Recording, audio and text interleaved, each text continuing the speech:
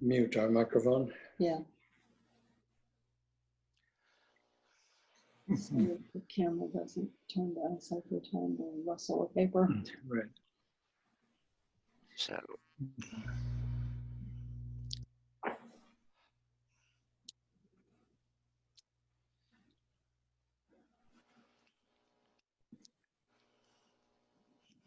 There.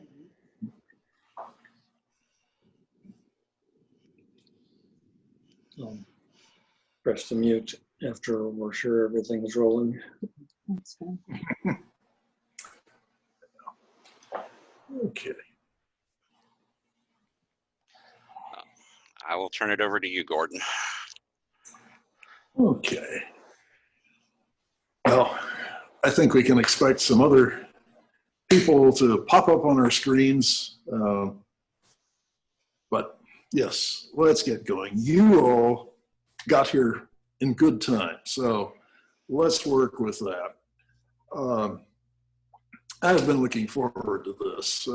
Idea popped into my head a month or 6 weeks ago. And I thought, oh yeah, this might be an interesting way to deal with a few facets of broader Unitarian Universalist history.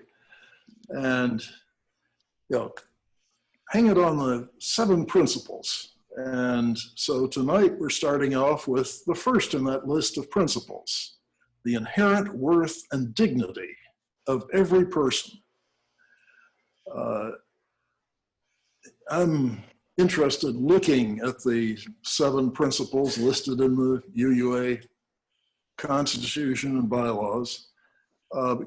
And looking at them, it looks to me as though this first one, the inherent worth and dignity of every person, and the 7th one, respect for the interdependent web of all existence, of which we are a part, are an interesting micro and macro, sort of the personal and the cosmic. So in 7 months, we'll get to that other end of the list and deal with that.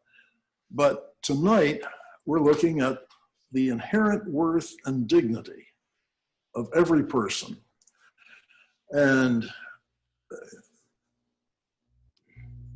I am utterly unsurprised that I chose Judith Sargent Murray as an embodiment of this principle. Actually, I think of her as a prime embodiment of this principle. So much about her just speaks of her sense of inherent worth and dignity. She's remarkable in having preserved, by copying, most of her outgoing correspondence across her lifetime. Now, I'm guessing that nobody up on the screen has a reasonably complete record of their outgoing correspondence. And for us, it's easy. These days, you just save to your hard drive. Even when I was a kid, you could make a carbon copy. She had to, apparently what she did was write a draft, then copy the letter that was going out.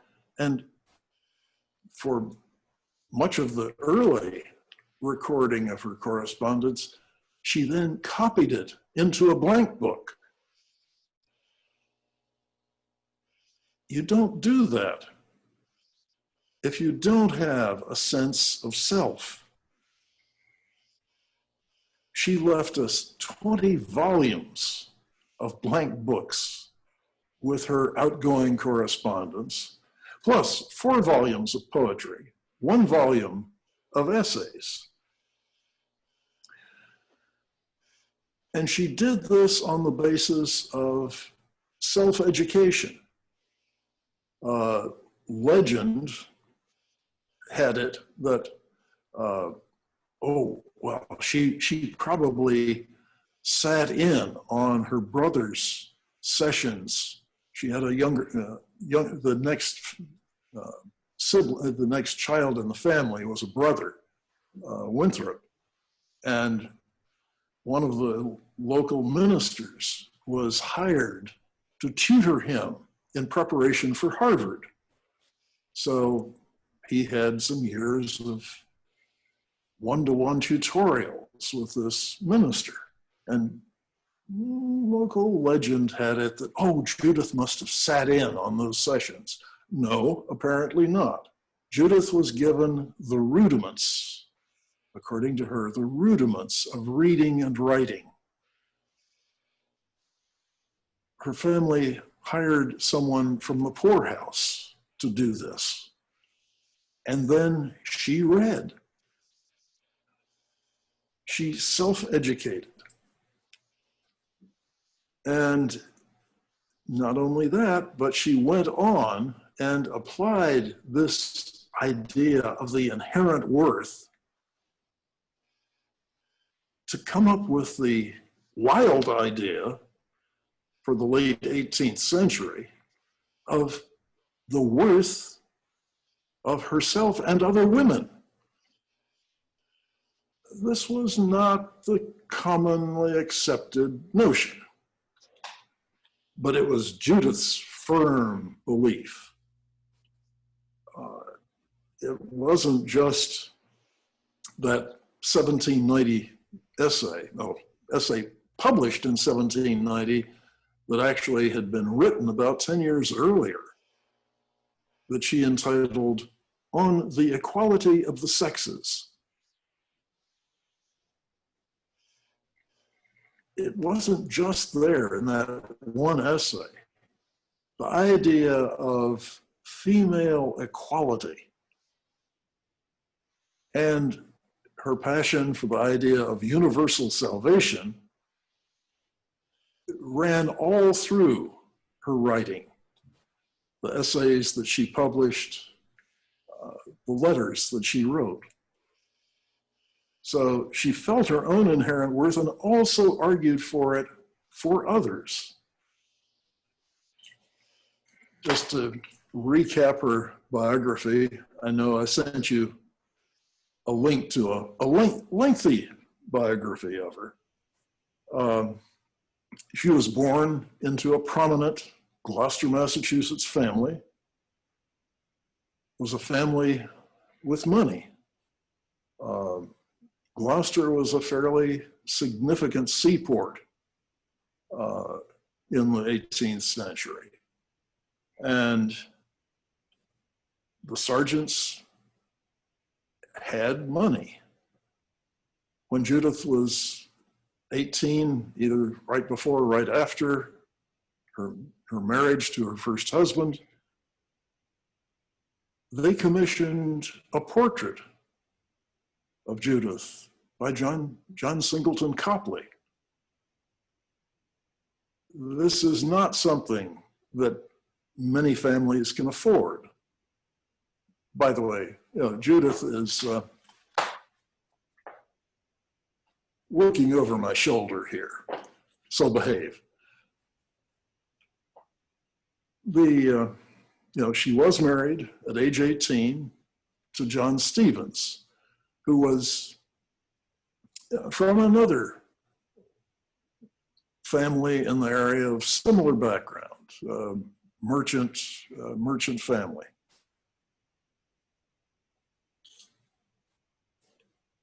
Judith's father led a small group.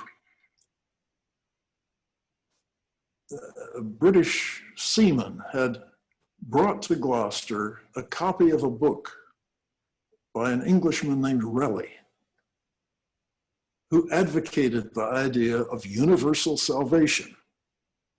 And there was a group of people who met in the Sargent's home and discussed this idea of universal salvation as taught by James Raleigh. And eventually, this led, Winthrop Sargent heard that someone had landed in America who knew Raleigh, had worked with Raleigh, and taught his ideas of universal salvation. And so John Murray was invited to come to Gloucester and visit with this group and educate them further about this idea that all people would be saved. This led to, ultimately, to the creation of the first avowedly Universalist congregation in America,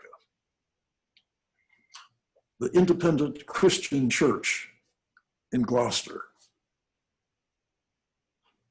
One of their recent ministers commented to me, the independent, they really got the Christian, well, but the Independent Christian Church, which named John Murray as their minister, although he still itinerated up and down the coast for part of the time. Now, Judith's marriage to John Stevens was okay, but it wasn't more than okay. She later reflected on, her lack of a romantic attachment to him. But a real presenting problem was that John Stevens was better at spending money than at making money. And so, in the wake of the American Revolution, he was deeply in debt. They had creditors banging on the front door.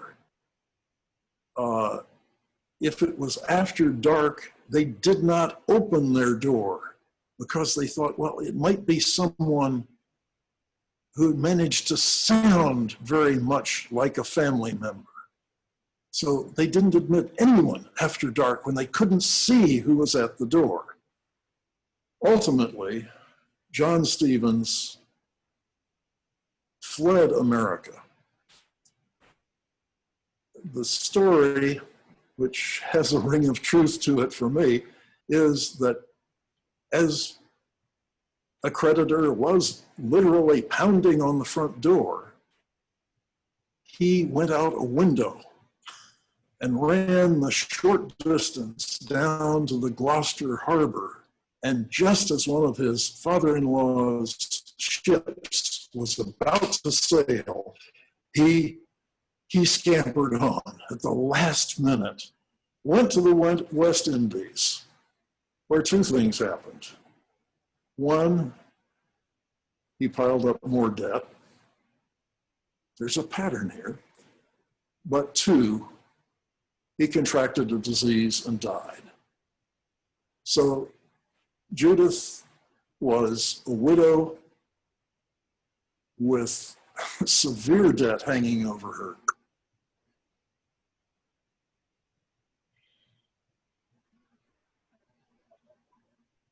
And it was somewhat after this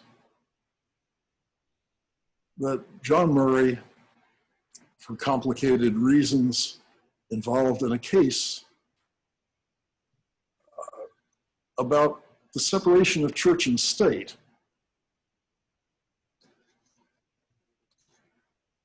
Brief explanation. The Universalists, by Massachusetts law, were still being required to pay to support the established church,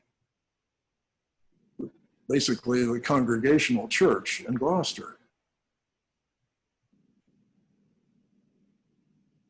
They objected to this because they weren't attending. They derived no benefit from being taxed to support that minister. They were supporting their own minister. Eventually, they won that case. But then their opponents said, but John Murray was never properly ordained. Of course, their own definition of proper. And he has officiated at weddings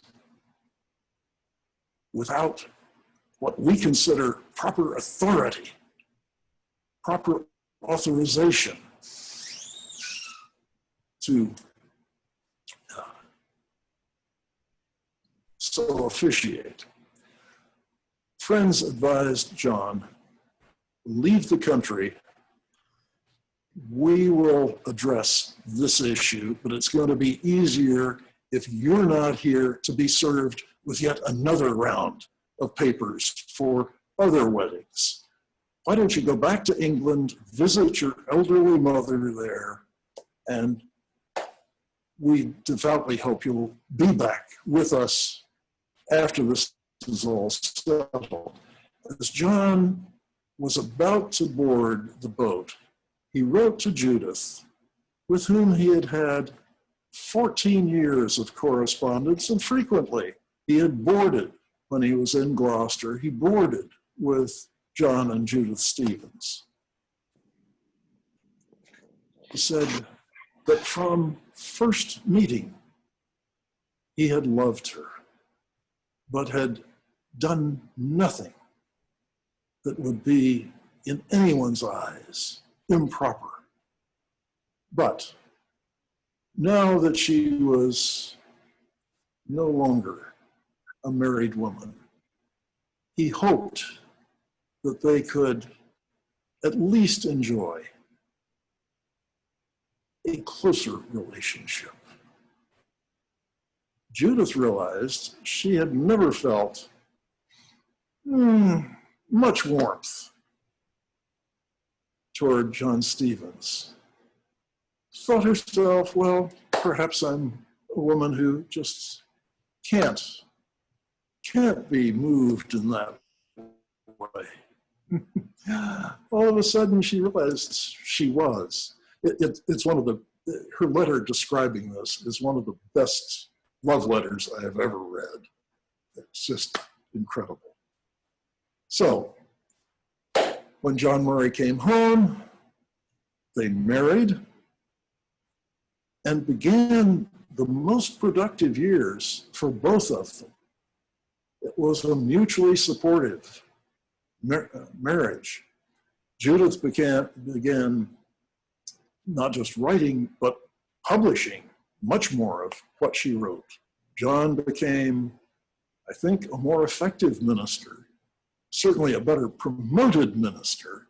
John Burens has observed that few, if any of us, have had a spouse who has done quite the job of promotion that Judith Sargent Murray did for John Murray.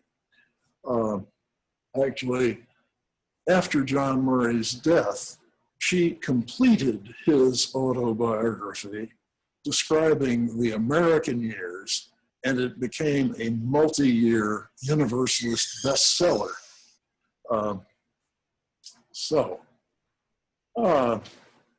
Anyhow, that's brief bio. Gordon version. A few details. Mark, can you put up that preface that she wrote in the letter books? Give me just 1 second. Okay. This, I sent you a copy of this, but this is what she wrote. This is her handwriting. I have committed to the flames nearly all my letters written previous to the year 1774, reserving only 2 or 3 for the purpose of comparing myself with myself. And I thought it would be good for you to see this sample of her writing, beautiful handwriting.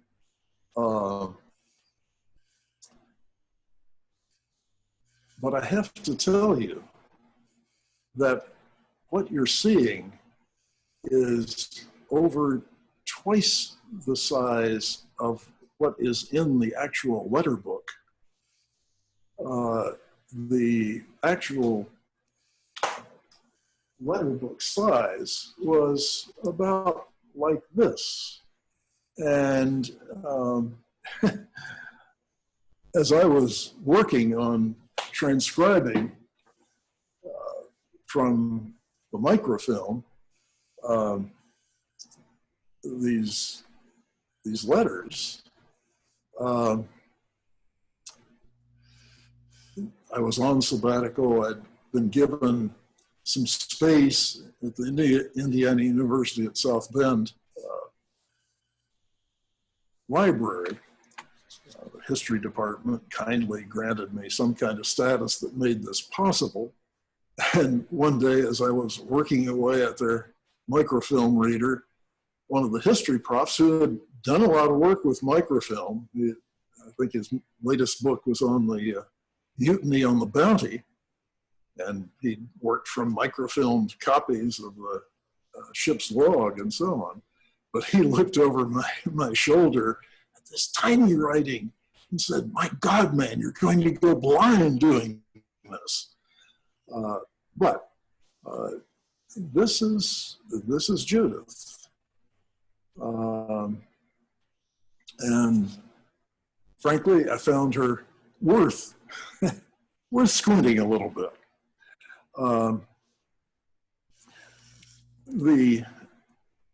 Okay, we can take this down now. All righty. Now, the first three of the letter books were beautiful, about so big wide, leather bound, brushed leather covers. But Judith had the bad luck of being married to two guys who weren't great about money. John Murray was had great rectitude, but part of that rectitude made him shy about actually asking for money for his ministerial services. If he were a member of the current Unitarian Universalist Ministers Association, we would censure him for undervaluing his services. But anyhow, there were stretches in Judith's life when nicely bound blank books were not available. And so this is a replica of what she did at times. Take wallpaper and use it as a cover, binding sheets of paper that she had bought. She really was a prolific writer. I mentioned that the letters and other materials were put on microfilm.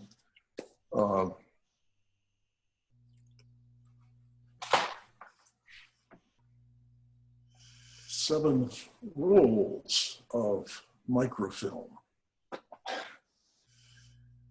It is quite an amazing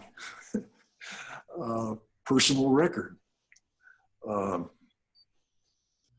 And one other thing. In 1782, when she was still Mrs. Stevens, her husband volunteered them to take in 2 orphaned relatives of his. I don't have any impression from the letters that he had consulted his wife about this endeavor, but it was her job to raise the children. And they sound like they were somewhat difficult children. in the course of attempting to raise them, she began writing observations that she thought might be useful to herself and other people, parenting. And in 1782, at the request of friends, she had these observations published anonymously.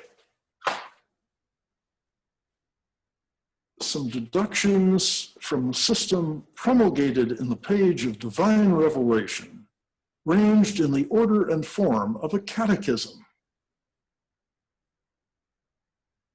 entered as an assistant, intended as an assistant to the Christian parent or teacher.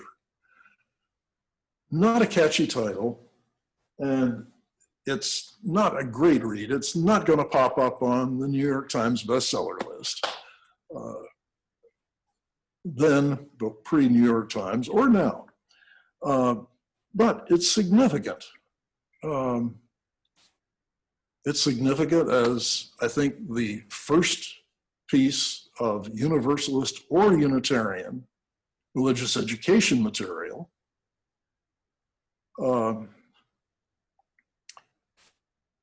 The second piece of Universalist advocacy published in America, Philadelphia minister Elhanan Winchester had published something a year or two previously. But there's also something important about it. After I read references to the catechism and its publication in the letters, I thought, well, I ought to go looking and see if there are any copies left. I thought it was a real long shot. This is something published in a limited edition in 1782, published anonymously. You know, what are the odds? Probably a few hundred copies were printed. Well, I discovered that both Yale University and Harvard University, if you went to the card catalog, this was back in the days of card catalogs, and you pulled out the drawer that contained entries for the name Murray, both of them in their rare book collection had copies of this. But as far as I can tell, I am the first person to write anything about this. Harvard is crawling with Unitarian Universalist scholars and scholarship. Nobody else had pulled out the drawer and looked under Murray, Judith Sargent, and had anything to say about this. Why? I think it may be a gender issue. I suspect that they looked under Murray, John, and stopped.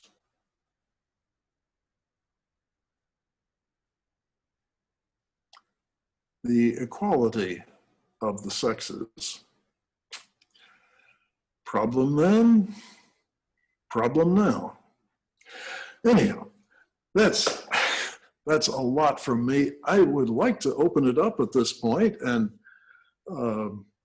I've made some notes about further things we might touch on, but I want to know what is on your mind, and what would you like to talk about?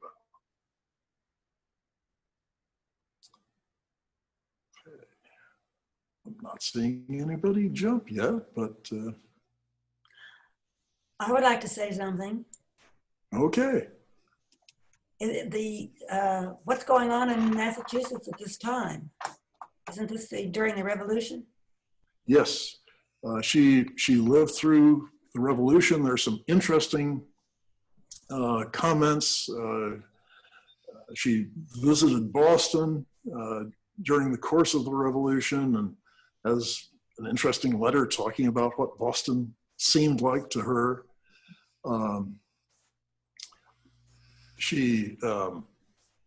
John Murray actually served briefly in the Continental Army as a chaplain.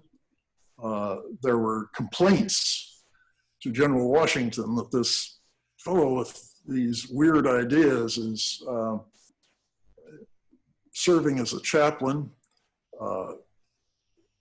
Washington's response was to increase John Murray's level of responsibility, giving him chaplain duties over a larger body of troops. And on into the Federalist period, Judith actually includes letters to George Washington, whom she had met, and John Adams.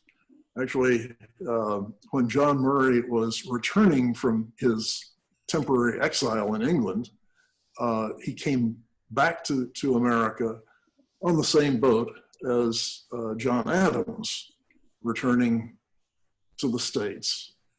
And so after Judith and John married on their honeymoon journey, they dropped in on John and Abigail down in Braintree. So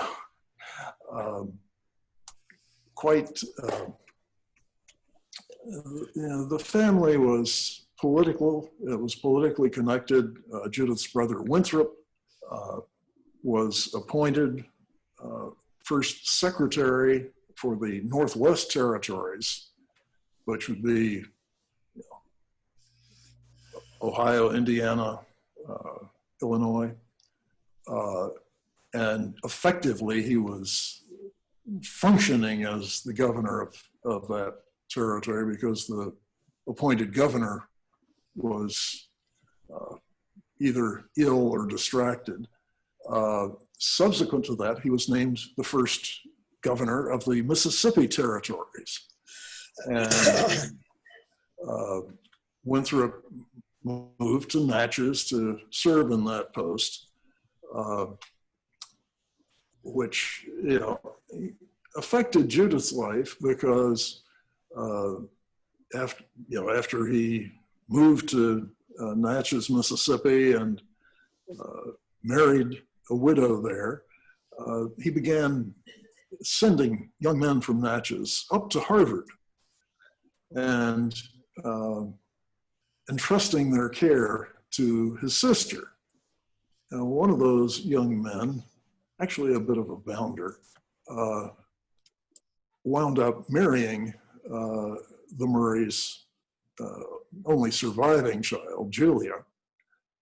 Actually, I think it was a bit of a shotgun marriage without a shotgun. So after John Murray died, Judith and Julia and Julia's child moved to Natchez, which is why I think it's one of the reasons why Judith's papers went undiscovered for years and years and years.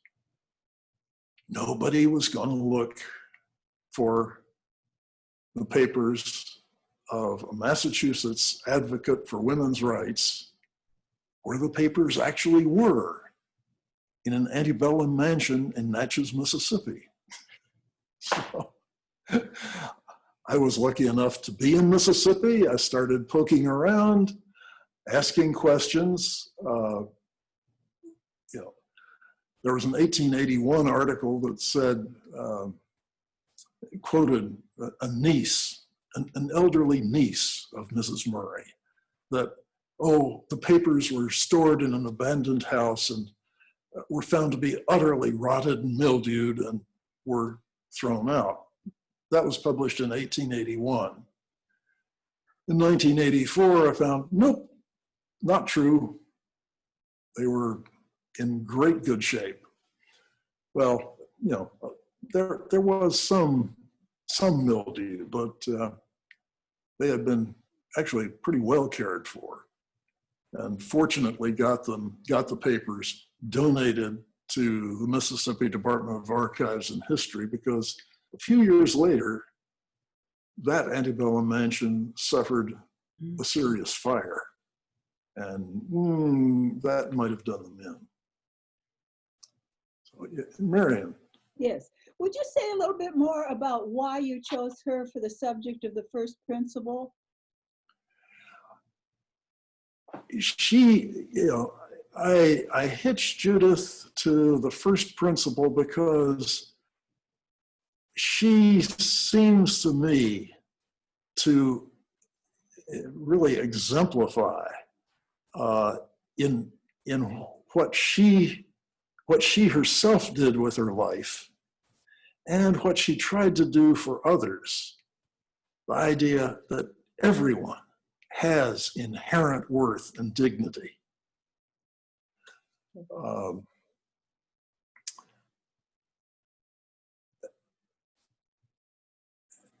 So that's, one of the examples of this is what she did. Apparently, when her brother left Gloucester, there was a servant that he had employed. And he said, get him some work. Judith wrote to her brother, "I have not been inattentive to your interest, believe me, my dear. I did not wait to be thus called upon in order to do an interference respecting your black boy. No effort in my power hath been wanting. I have repeatedly solicited the masters of our fishing vessels to employ him. I knew it was a matter of consequence to you, and it could not therefore be regarded with indifference by me. I expatiated upon the capacity of the boy for the business for which he was proposed, with many et ceteras. But these kind of people are very obstinate and very ignorant, as well as very proud. To all I could argue, a single objection was, in their opinion, sufficient. He was a Negro. Their crews unified together, and they were determined never to make a companion of a black man. The same reason operates in regard to foreign voyages, and I am assured that had the matter been insisted upon by any of our owners, the ship's company would immediately have left the vessel.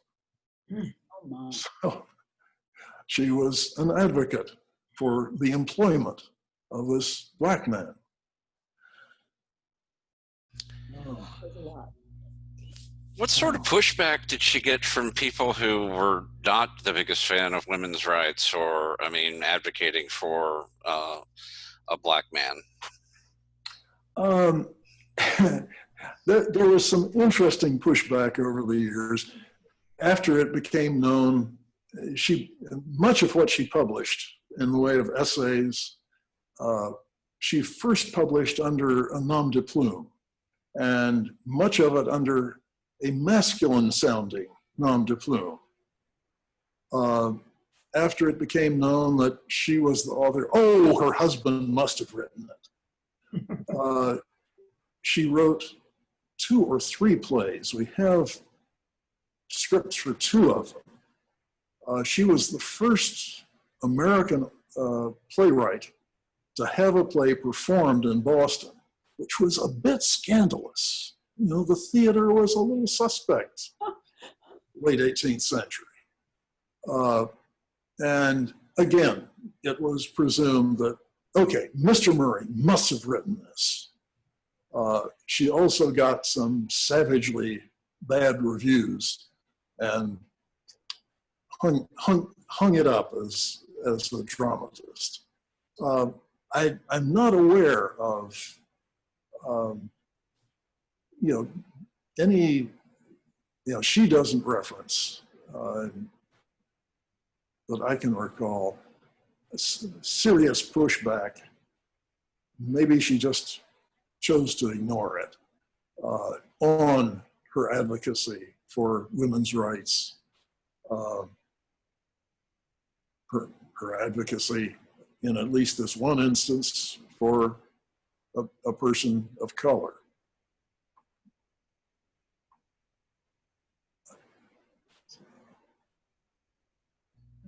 Did they put much pressure on John? I mean, as well? I don't think so. They actually, John was not as much of a fighter as Judith was, which sometimes I think created some difficulties in, well, particularly after they moved to Boston for him to serve the congregation there. The Boston congregation wasn't always coming through good about coming through with agreed upon pay in timely fashion. Part of his compensation was so many cords of wood for heating the house. And John apparently sort of let that slide if it was a little bit short. Judith did not. I think contemporary ministers' partners might say, might have been good to back off a little bit and not interfere there, but she did speak up, and it was a little bit tense at times on that. There was pushback there because it was the church treasurer's problem.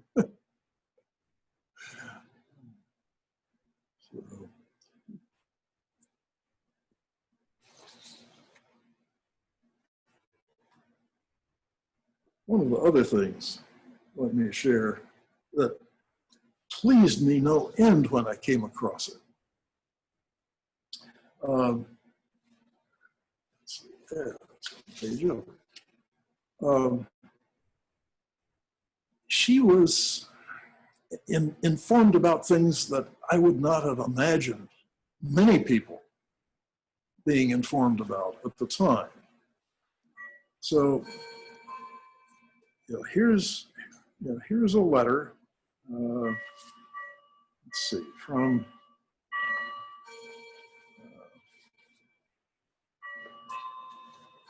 no, don't have a date on it. 4 years after the first human flight in a hot air balloon, and 6 years prior to the first such flight in America, Judith was writing to a friend by correspondence in England, Mrs. Pilgrim. Balloons would, in truth, become very valuable could they safely transport us over the broad Atlantic. With what inexpressible pleasure might I thus set my table and allow my heart to flutter with the expectation of seeing my little circle graced by the presence of a friend so condescending as Mrs. Pilgrim. And after we had sipped the cheering beverage together, taking my place beside you in the aerial machine, I would hie me to the metropolis of the world, and not contented with an afternoon, I would gratify my admiration of whatever is excellent among men by days, weeks, months, and years of wonder. This is the kind of thing that her contemporary Benjamin Franklin might have imagined. But wow, I'm in awe about where she got her information and then what she did with it, what she imagined as possible.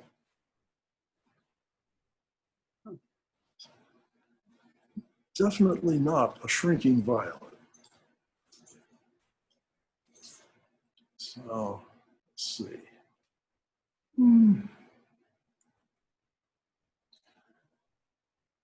I did mention in answering Karen's question that she had met both Washington and Adams when, toward the end of her life.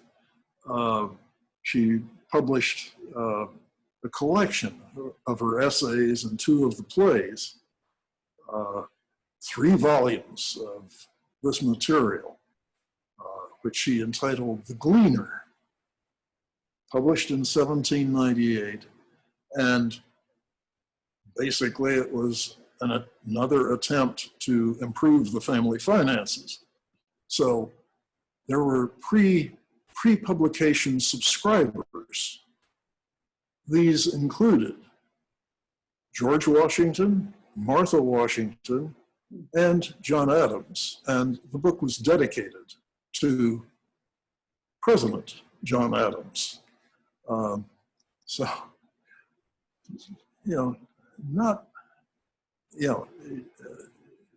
Someone well-connected and yet in advance of her day in many ways. And she did comment on other things. Some of the poetry is excruciating. She was not a great poet, but at least occasionally, and much of it was dealing with the feelings of someone disappointed, a mother whose child has died, somewhat sentimental things. But one of the poems is entitled, Upon the Infliction of Capital Punishment. Is there not something wrong in giving death forth from the soul to force the refulgent breath? If o'er ourselves prescriptive rule we boast, when on the sea of time tempestuous tossed, we fancy we may throw our lives away in the mad influence of a whim obey. Yet sure we cannot prove a natural right to wrap another in the shades of night. What though in felon paths the villain strays, and the bright cause of rectitude betrays? What though the wretch, impelled by murderous strife, lifts his fell hand against his neighbor's life? Shall we, while reason to herself is true, commit the crime which we so shocking view? What though he errs, cannot our God reclaim and call the offender back to virtuous fame? And so on, basically saying, why do we kill people who kill people to show that killing is wrong? Gordon? Yes. Question. It's not exactly on your topic, but when you said that she wrote a catechism for parents to use with their children, I was sort of bored because what I think of as a catechism is a definite doctrinal document that people are required to memorize, and especially children, they ask a question and there's a memorized answer. Could you talk about the nature of that work a little bit more? Yeah. Basically, she did write it in a question and answer style, providing moral guidance, insight into appropriate doctrine to teach. It wasn't, again, this is not Ben Spock, How to Raise Children. This is not great doctrinal things. I do have to say, Judith is the one person who came up with an explanation of the Trinity that almost made sense to me. So let's see. Yeah. Dig that. As I say, almost.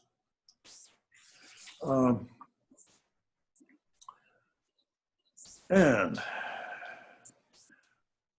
question. Am I to conceive of Father, Son, and Holy Ghost as three gods? Answer. By no means. The sacred writings nowhere give any idea of a plurality of gods. The Lord of universal nature is indeed manifested as a triune God. First, he is styled the Father of all eternity, the great producing cause of all things. Second, the Son, because in process of time he took part of our nature.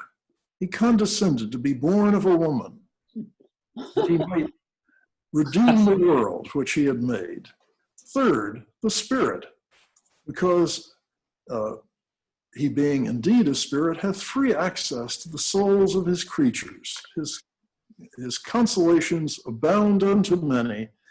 He sootheth and comforteth in a day of adversity. But still, those various exhibitions must be regarded as one in their source. Okay, so far I'm still lost.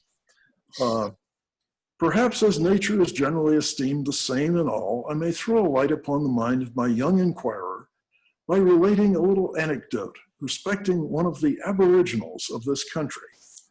Simple and untaught, an attempt was made to insinuate him into the principles of the Christian religion. At the doctrine of the Trinity, he stumbled. He could not conceive how three could yet be one. He was, however, informed his salvation depended upon the belief of this mystery. In all the sincerity of a serious, unadulterated, honest heart, with tears of sorrow, he sought his God. At length he arose from his knees in rapture, hasted to his spiritual guide. I have found it, sir. I have found it. The rain is water. The hail is water. The snow is water. Yet they are all one water. So the Father is God, the Son is God, the Spirit is God, yet they are all one God. As I say, that almost computes for me. It's basically written in the form of a catechism, but aimed at the parent as educator.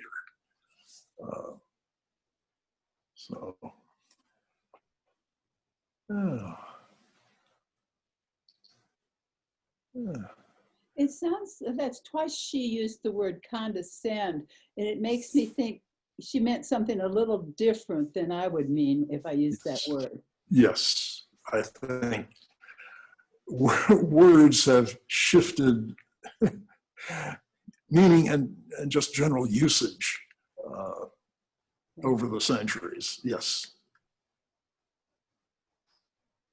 very much so. Yeah. So,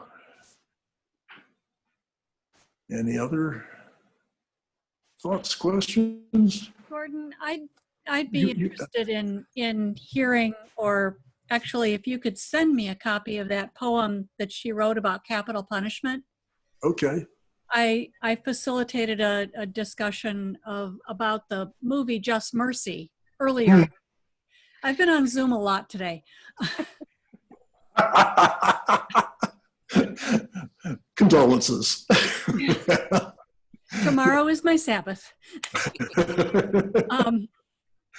And we were puzzling about the notion of capital punishment. And Just Mercy is free to rent through Amazon, even if you don't have Amazon Prime right now. The company that produced it made it available for free because of what's happening in the country. Good.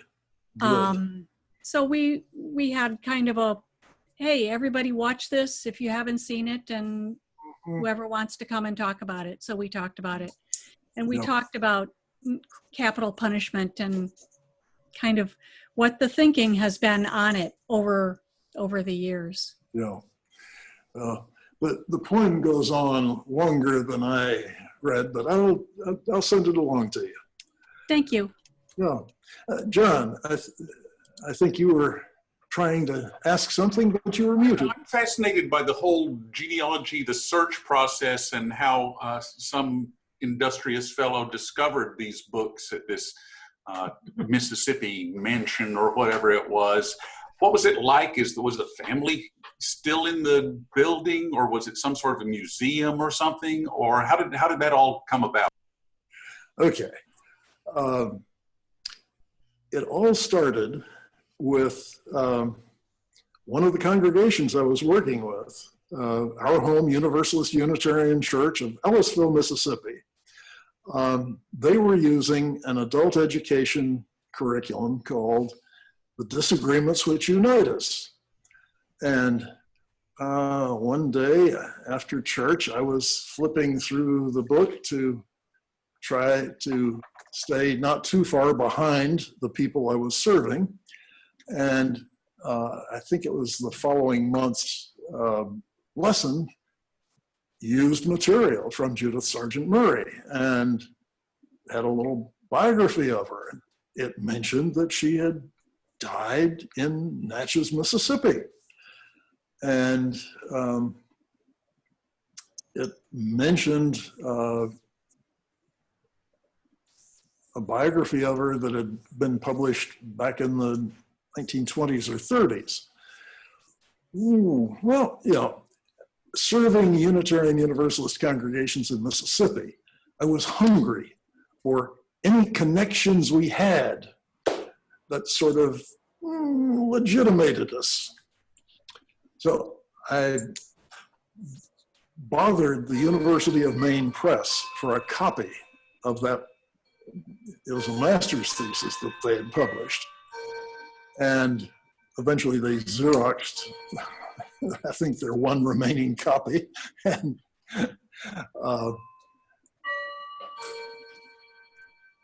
I read it, and there was the information that all the papers had moldered away. But there was also a footnote that mentioned a family Bible that Judith and daughter Julia Maria Bingaman had inserted some family biographies into. And it named the home in Natchez, the named home that it was in. Short version, I visited there, got to see it, and kept asking my hostess, is there anything else? She thought there was one other book someplace in her library, but she wasn't sure where it was.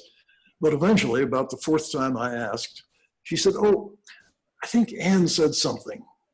Went off and phoned Anne and came back and reported that Anne Gwynn Vaughn had said that she had some old copybooks.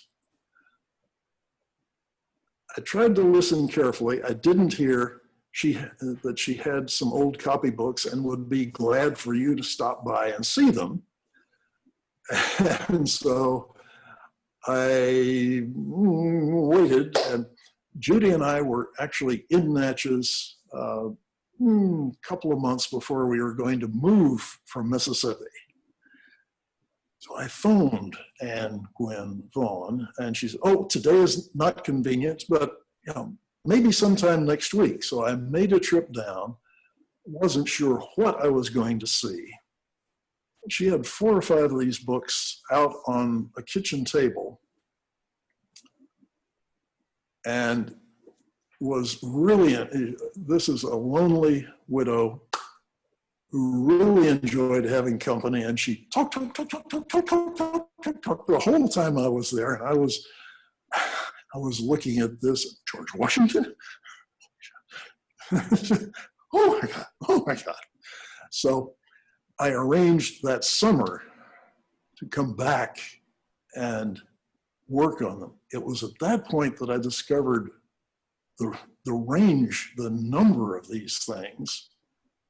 And it was a year later that I finally persuaded her to donate them so they could, the Mississippi Department of Archives and History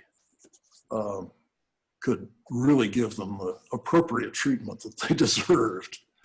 And, you know, frankly, I suspect that my footnote in history is going to be as the person who discovered these books that were never really lost, they were just overlooked. And that's okay. Sounds good to me. Well. What a find. That's great. Yeah, significant church historian Martin Marty commented to me, "You made the kind of discovery that most historians live for." And yes, very significant. It's led to several books, some of them good, some of them, but I am pleased to have gotten Judith back into circulation because she deserves it. Well, I have enjoyed talking with you all. I hope maybe next time, maybe we can provoke more back and forth, because I'm wading us into some complex stuff next month, Tuesday, July 7th. Second principle is justice, equity, and compassion in human relations. And we can be all for that. But back in the late 1960s, early 1970s, the Unitarian Universalist Association had a heck of a time, not with the overarching principle, but with how to define the specific terms within it. This is known as either the Black empowerment controversy or just the empowerment controversy.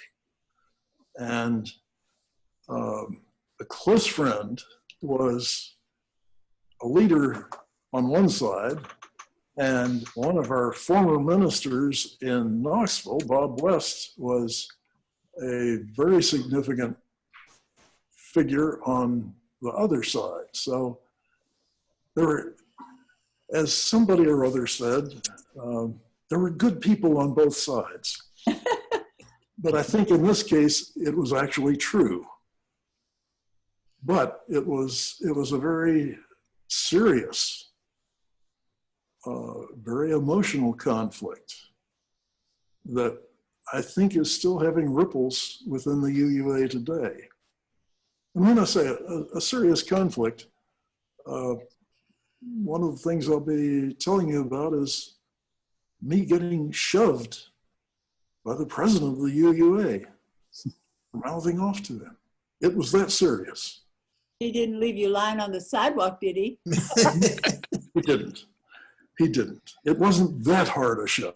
But anyhow, we'll explore just what justice, equity, and compassion in human relations might mean. So, thank you for signing on for this. And I'm looking forward to our next 6 months.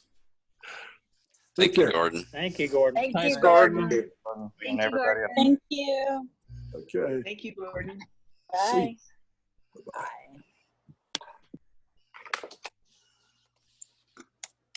Thanks, Mark. Oh, Thanks, Mark. Hey, bye. bye. Um, How do we get out? I'm going to hit end and that'll take everybody out. So, but y'all have a good evening. You too.